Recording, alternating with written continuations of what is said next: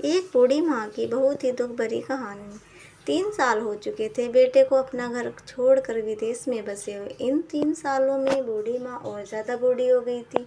75 वर्ष की उम्र में सुलोचना देवी की याददाश्त काफ़ी कमज़ोर होती जा रही थी।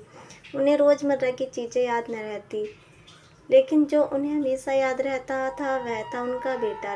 दिन या हो या रात, एक पल भी ऐसा न होता जब उन्हें अपने बेटे की याद न आती। दूसरी तरफ बेटा था जो साल भर में एक आध बार अपनी माँ को फ़ोन कर लिया करता और 1-2 मिनट से ज़्यादा बात भी न किया करता। फिर भी यह बूढ़ी माँ टकटकी लगाए अपने बेटे का इंतज़ार कर रही थी।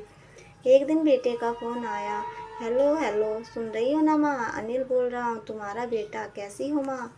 मैं ठीक हूँ बेटा।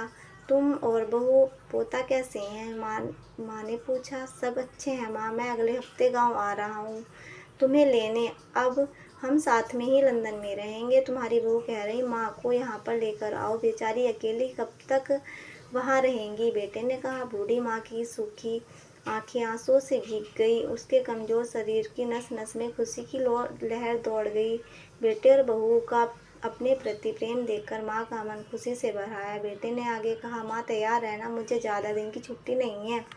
जिससे जितने पैसे लेने हैं लेकर रखना। तब तक मैं प्रॉपर्टी डीलर से बात कर लेता हूँ घर के लिए। घर के लिए? माँ ने पूछा। हाँ माँ, गाँव गाँव का घर हमें बेच देना पड़ेगा। अब हम साथ में ही रहने वाले हैं तो वहाँ पर घर रखने का कोई मतलब नहीं है माँ, बेटे ने कहा। बुढ़ापे की वजह से ठीक से चलने में असक्षम माँ ने पूरे मोहल्ले में घूम घूम कर अपनी खुशखबरी सबको सुनाया। सभी को खुशी हुई। सबको लगा माँ जी आखिरी दिन अपने परिवार के साथ खुशी खुशी बीत जाएंगे। घर वापस आकर माँ ने अपने घर के कोने ऐसे देखा जैसे वह अपने दूसरे बेटे को देख रही। देखे भी क्यों ना, यह घर उसको अपने बेटे से कम थोड़ी समझा था।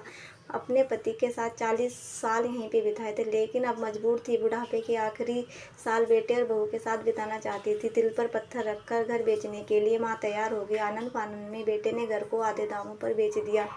माँ ने ज़्यादा नहीं, लेकिन जिन चीज़ों से दिल से लगा रखा उन चीज़ों को समेटा और बेटे के साथ टैक्सी में बैठकर एयरपोर्ट चली गई। एयरपोर्ट पर आकर बेटे ने माँ से कहा। तुम माँ यहाँ बेंच पर बैठो, मैं सामान और बोर्डिंग पास लेकर जांच करा कर आता हूँ। वहाँ वक्त लगता है और खड़ा रहना पड़ता है, तुम्हें तकलीफ होगी, तुम यहीं आराम करो। मैं गया और यूं आया। माँ बेंच पर बैठी और अंदर चला गया। बेटा अंदर चला। काफ़ी समय हो गया, वापस नहीं लौटा। माँ सोचने लगी ज़्यादा भीड़ होगी इसलिए देख रही होगी, अंधेरा होने को आया।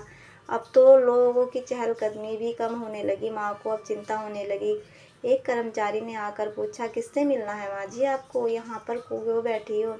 डरती हुई आवाज़ें बोली सुलोचना देवी। मेरा बेटा अंदर सामान की जांच कराने गया, लंदन जा रहे हैं हम। क्या नाम है माँ जी आपके बेटे का? कर्मचारी ने। अनिल नाम है बेटे का, सुलोचना देवी ने बताया। कर्मचारी अंदर गया और थोड़ी देर में बाहर लौटा। उसने सुलोचना देवी से कहा। माँ जी, लंदन जाने वाली फ़्लाइट तो दोपहर में ही जा चुकी है और आपका बेटा भी उसमें बैठकर लंदन जा चुका है। अब आपके यहाँ बैठने का कोई मतलब नहीं है। आप भी अपने घर चली जाइए।